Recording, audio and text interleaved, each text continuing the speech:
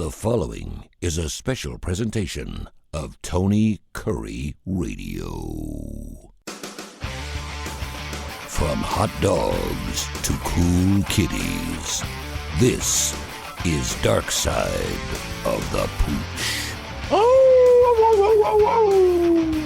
You know what? We have forgotten to do our little barking thing there, and now that I can see you doing it, I actually get to see your face through your howl. Do your howl, man. Oh. Wow, you're really into it, man. Dr. Rab Stewart, Rossburg Animal Hospital. He joins us every single week, 208-0301, 208-0301, Rossbridge Vet. I've been in your store probably more than I'd want to admit. It looks like I'll be coming to see you again tomorrow. And I greatly appreciate all the emails from people, info@tonykurreradio.net. Evidently, I did something on Fox 6. And by the way, I mentioned your name on Fox 6 a couple weeks ago. Hope you don't mind. And was talking about it was either going to be the beach or saving our dog. And all the kids were like, we want you to do everything you can to save the dog. And I was like, okay. And I've never been in a position where I had to actually think about whether I wanted to spend that kind of money to save an animal. I always thought that if I was ever put in a position where it was something like cancer, that, and I have to really, really sit down and say, is this a good, it's not that I don't want to save my animal's life. Don't get me wrong. You know that, but you have to be smart about it. You know what I mean? I have to feed my family too. I can't be taking but I do know some people that would probably take a home loan out to save their dog. That being said, I got a couple of K in. I was like, okay, this is about as far as we can go here. So we need to start getting some answers. And it appears we'll probably do that. But Frisco Dog seems to be doing great. His belly is huge. He's got a really big belly. I mean, he's I don't know, what did he weigh at his least amount? Do you know? Under 10 pounds. Was it under 10? I mean, you could take him with one hand. I mean, that's how light he was. So he's got this huge belly, but he's, and again, I always say that if you're eating and pooping, something's good, and he's doing both of those. He's not vomiting. He didn't have the squirts anymore. So I think is it safe to assume he's out of the woods? And the reason I asked that question is it was either intestinal cancer or intestinal gastrointestinal fibromyalgic, whatever you call that, stuff. But if it's the cancer, okay, let's back it up a little bit here. If it's based on what you've given him, prednisone and this newfangled dog food, it's like super dog food. It's unbelievable. He loves it, by the way. Even if he has cancer, would he be progressing the way he's doing? Possibly. Okay. That's what I told the kids too. I said he may still have cancer, just because we're popping him with all these good stuff. And maybe I'll tell you that the only way that I think we're going to know if he has cancer or not is to do the biopsies, the intestinal biopsies. Yeah. And that may not be something that you want to do. And if it's not, there's a lot of pet owners that would fall into that category as well. The reason that we did not do the intestinal biopsies a couple of weeks ago is because he was not healthy enough to do it. Yeah. Because his albumin and his globulins were so low, mainly his albumin, a protein that's very important for healing. He would not have made it through getting biopsies of his intestines. So that's the reason that we didn't do it when he was so sick. And now that he is doing better, that it may not be on the table for one reason or another, and that's fine. There would be people that are in that same boat for a host of different reasons. So, but without the biopsy, it's hard to confirm 100% that it's either lymphangiectasia, not intestinal fibromyalgia, dystropia, whatever else. And a decupo. Yeah. Versus cancer. Yeah. So, and that's what I thought. So, the way I look at it is if we can buy him a few more years, regardless of what it is, and he's healthy and he can run, I think running is important. I think is he running? He's getting close. All right. I mean, he's trotting across the backyard. I mean, he's that's exhausted. a big improvement. He can't go upstairs and he can't go downstairs yet. His back legs are like two chopsticks. They're so skinny, and he just can't do anything with his back legs. And obviously, it takes him a little while. I'm rubbing his legs and I'm rubbing his belly, and I'm getting him going in the morning because he's been laying on his legs, and we just can't move him. Well, I've been out of town. I've been at this is I take a couple of weeks off in the summer, one trip and then another one.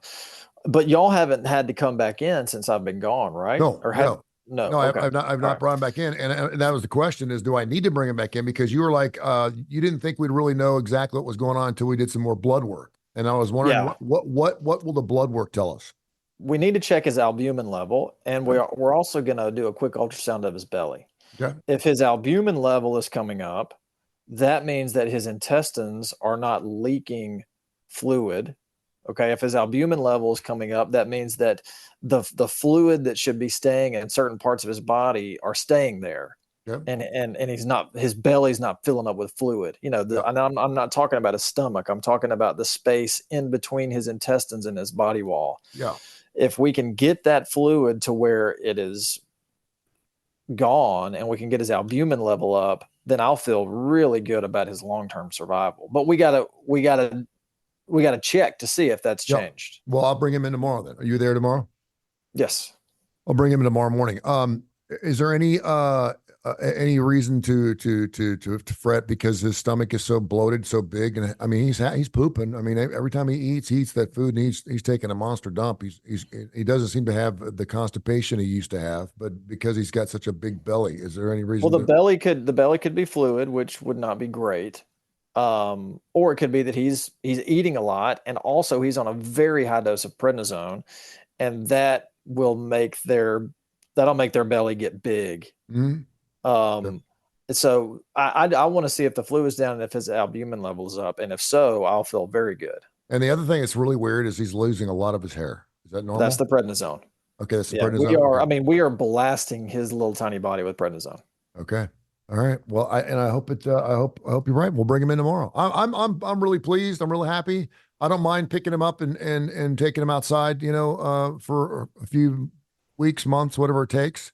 But again, I never thought I was going to be that. I never thought I'd be that guy. I hear these stories about people spending $5,000 or $6,000. And I'm like, there's no way I'd spend $5,000-$6,000 on the family pet. And here I am, and I'm in. You're not at $5,000.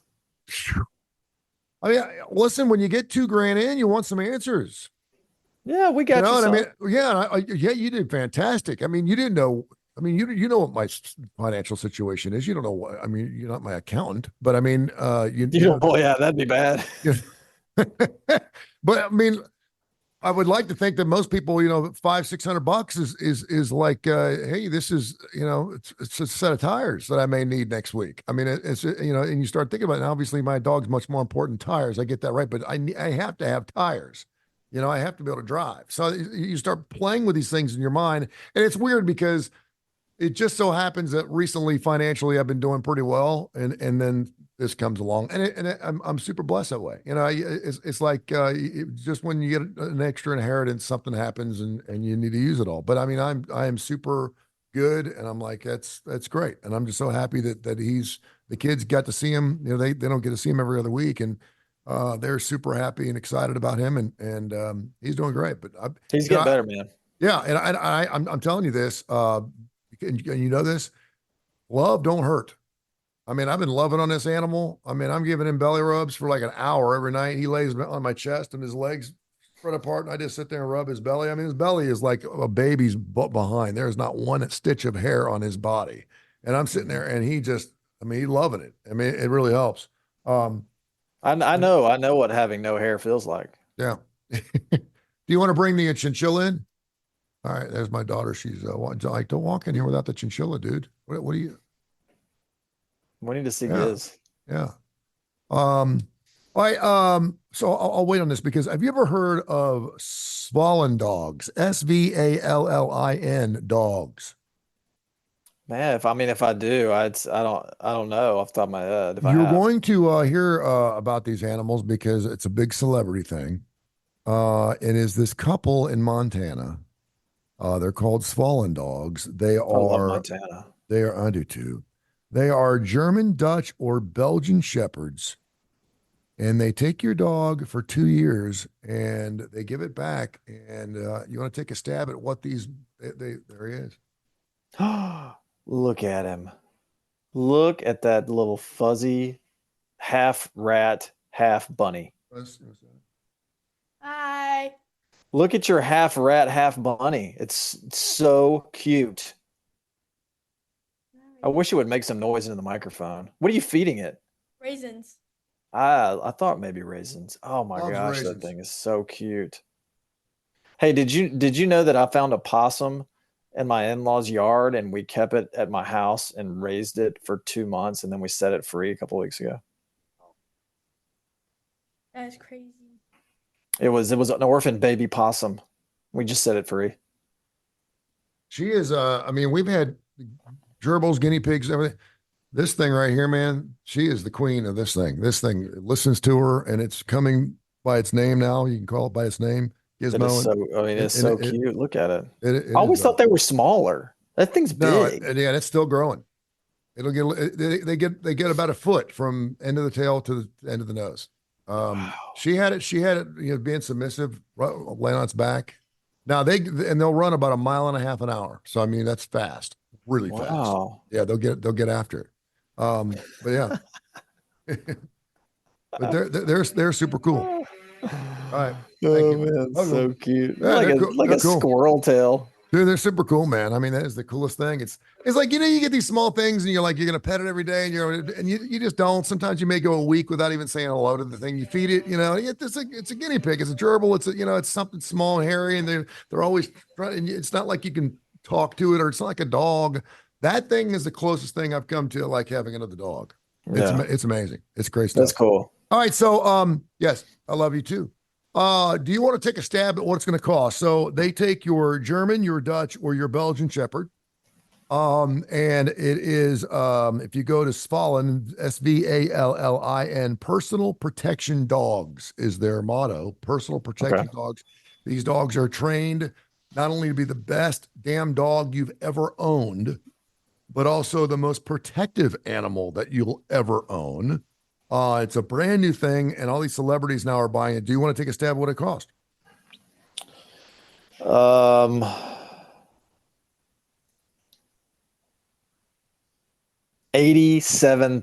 $150,000. I was halfway there. Yeah, 150 grand it cost, and obviously that money is to be paid up front. And then no refunds. And it's weird because and you can explain this. I've got my ex-brother-in-law got some hunting dogs, and you have to, obviously old dogs, new tricks, blah, blah, blah, blah, blah. You get them pups and you get them out there, and he wanted to make sure they go out there and catch ducks and all sorts of stuff. And so he sends them off like 6 or 7 weeks at a time, and they come home for like a week, and then he sends them back out again. And that goes on for like the first, 6 or 7 months as they're trained. And then all of a sudden he's got this dog that's 6 or 7 months old that's trained and it's ready to go. It's ready to hunt.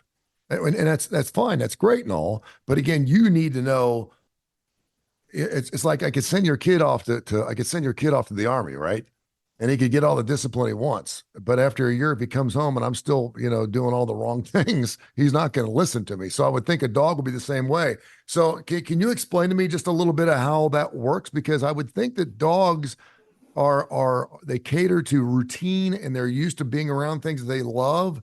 And for something to be trained like that methodically and then be brought back into a family situation, how would they adapt? I would assume that Svalin dogs have a pretty extensive like follow-up routine and manual and things that not the new owner, it's always been the owner of the dog, but things that you have to continue to do at home. Yeah. Or all of that training, not all of it, but some of it might go out the window. But the fact that they keep the dog for 2 years, that's really going to ingrain them, and they're not going to forget that training. It's not like you're sending your dog off for a week, which is kind of the standard thing. If you want your dog to be trained, you're going to send it off for 1 to 2 weeks. If it's a good family pet, all you want it to do is sit and stay and mind its manners when people come over. You're not looking to train it to, protect you from, paparazzi or some lunatic fan, if this is what these celebrities are using it for. But most dogs are going to go off for a couple of weeks. And when they come home, they're still going to need training. Sure. They're still going to need follow-up stuff.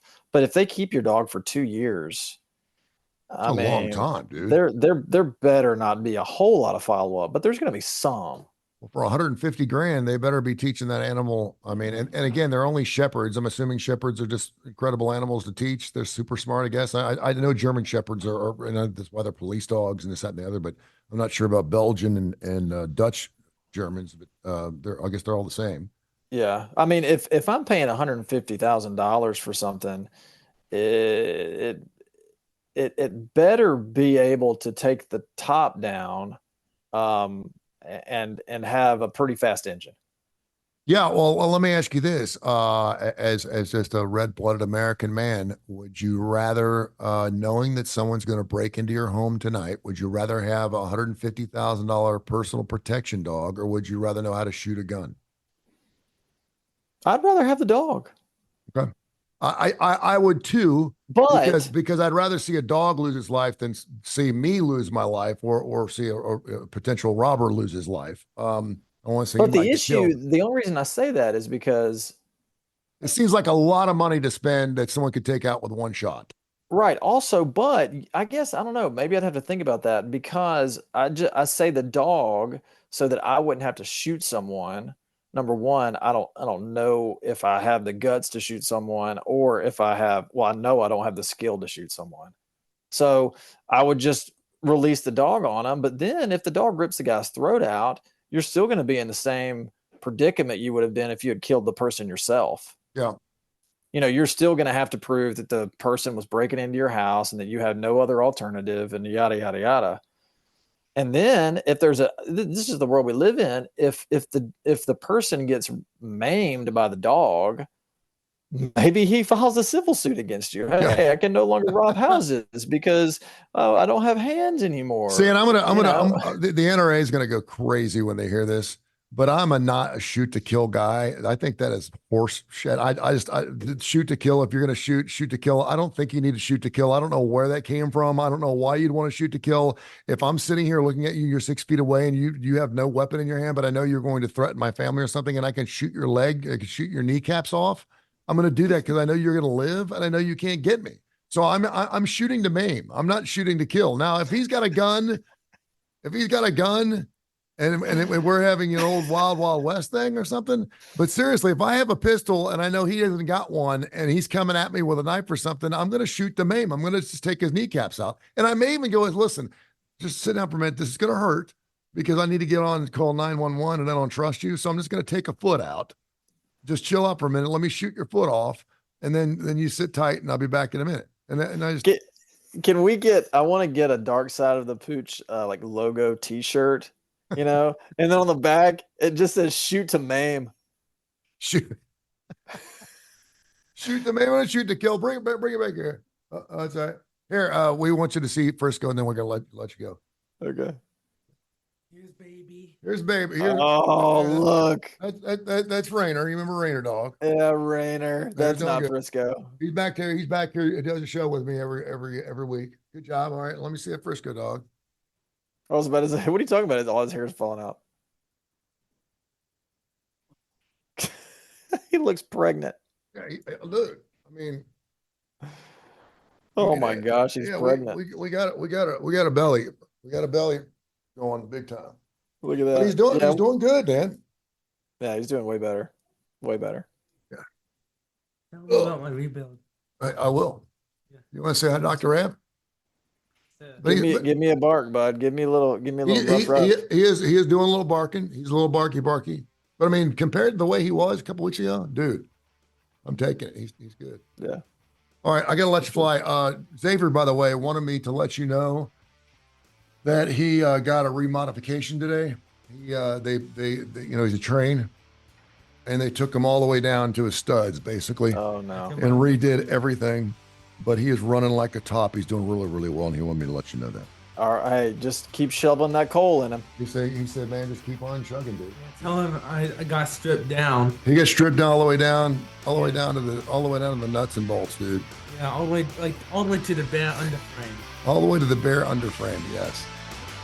Thank goodness this thing is in the way stuff. All right, hey, thank you so much. Now you gotta go. Appreciate you, love you, and we'll catch up next week.